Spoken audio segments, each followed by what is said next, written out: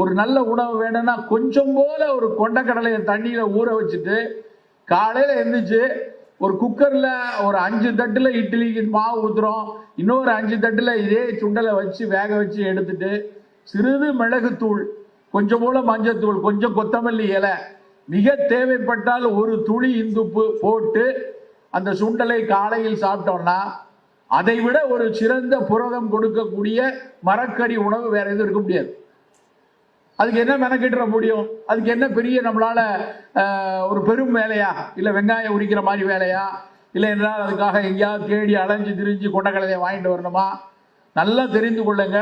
சர்க்கரை நோயாளி இங்கே இருக்கிறாங்க அப்படின்னா, இங்கே இருக்கிற நபர்கள் ஒரு 500 பேர் உட்கார்ந்து இருக்கிறீர்கள் என்றால் என்னால் உறுதியாக சொல்ல முடியும் 150 200 பேருக்கு சர்க்கரை வியாதி இருக்கும்.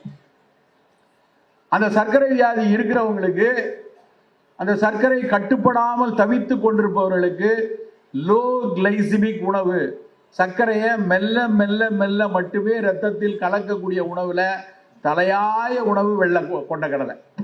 இந்த ஒயிட் சிப்பி அப்படின்னு சொல்லக்கூடிய அந்த வெள்ளை கொண்டக்கடலை புரதச்சத்து அதிகமா இருக்கும்.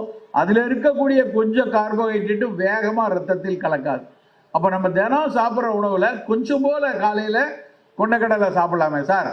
கொண்டக்கடலை சாப்பிடலாம், ஆனா ஒரே வாயு தொந்தரவா இருக்கு, நெஞ்ச கரிக்குது, எதுக்களிக்குது, வயிறு உப்பிக்குது, வாயு ரொம்ப கேஸா பிரியுது அப்படின்னு சில பேர் சொல்லுவாங்க.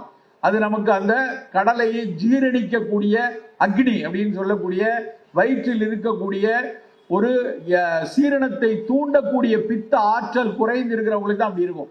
அப்படி இருக்கிறவங்க அந்த கொண்டக்கடலையோட சேர்த்து சிறு இஞ்சி துண்டு, இல்லைன்னா அது மேலேயே புதினா இலை, சீரகத்தூளை அது மேல போட்டு வைக்கிறது, ஓமத்தூளை அது மேல போட்டு சாப்பிட்டோம்னா கண்டிப்பா அந்த அஜீரண தொந்தரவு, வாயு தொந்தரவு வராது.